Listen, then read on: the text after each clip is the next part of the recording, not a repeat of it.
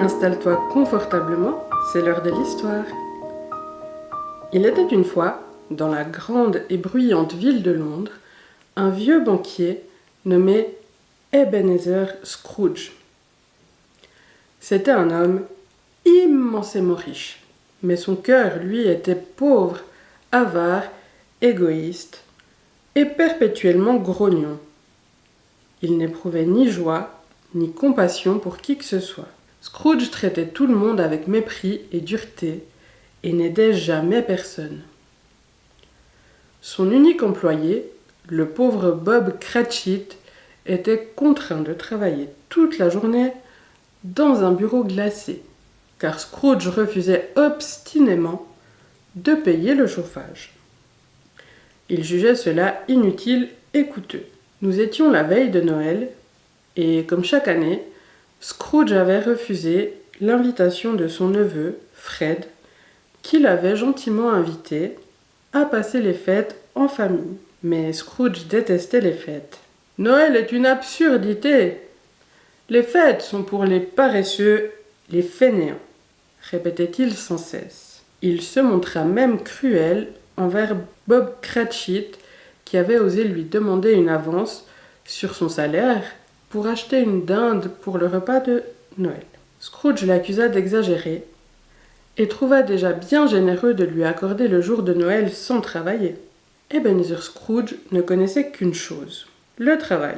Toute la journée, il comptait, calculait et empilait sa fortune sans jamais rien partager, ni son argent, ni son temps et ni son attention.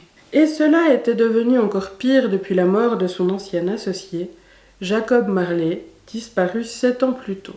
Une fois sa boutique fermée, Scrooge rentra dans son vieil appartement, sombre, délabré et poussiéreux. Alors qu'il s'apprêtait à entrer, il crut apercevoir, à la place du pommeau de la porte, le visage de Jacob Marley. Effrayé, il cligna des yeux, puis entra précipitamment, en tentant de chasser cette vision de son esprit. Il s'installa pour manger son maigre dîner, assis près du faible feu de cheminée qui lui servait de seul chauffage, avant d'aller se coucher, comme chaque soir. Mais soudain, une apparition surgit devant lui. Cette fois, il n'y avait aucun doute.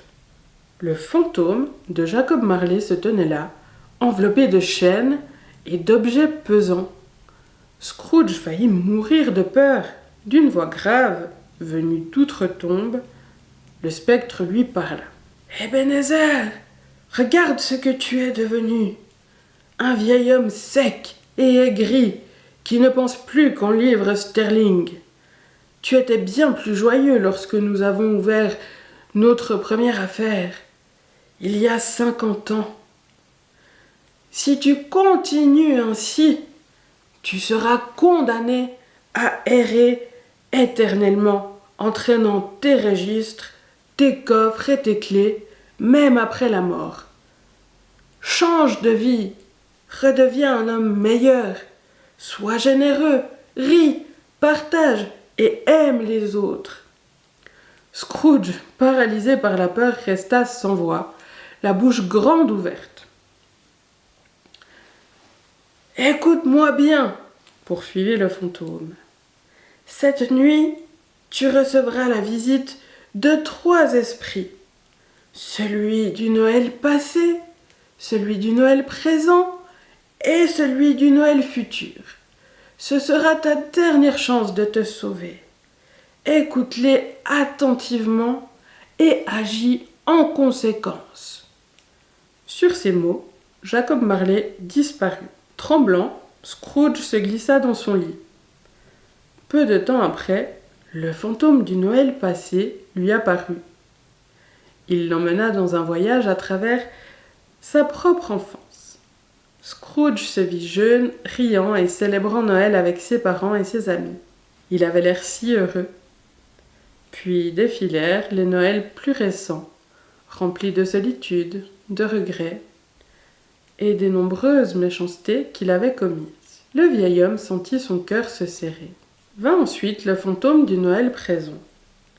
Il lui montra une petite maison, pauvrement meublée, mais joliment décorée de houx, de lierre et de gui. Sur la table se trouvaient quelques saucisses, des pommes de terre, des fruits et quelques gâteaux.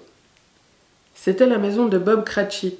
Bob, sa femme et leurs enfants partageaient ce modeste repas avec joie, affirmant qu'ils n'avaient jamais connu un Noël aussi merveilleux. Bien qu'ils fussent pauvres, ils étaient heureux et unis. Ils invitèrent Scrooge à se joindre à eux. Mais il baissa les yeux honteux. Il remarqua alors le petit Tim, leur fils, qui était malade et trop faible pour se lever. « S'il ne trouve pas de l'argent pour payer un médecin, cet enfant mourra, » dit gravement le fantôme. « Emmène-moi ailleurs, je t'en prie. Je n'en peux plus, » supplia Scrooge en sanglotant. Enfin apparut le fantôme du Noël futur. Silencieux et sombre, il conduisit Scrooge dans un cimetière désert. Là, il lui montra une tombe abandonnée. Sur la pierre était gravé un nom. Ebenezer Scrooge. « Oh, oh, monsieur le fantôme !» s'écria le vieillard, terrifié. « Je changerai, je le promets.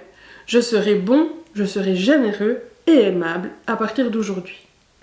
Je le promets. » Alors le fantôme disparut.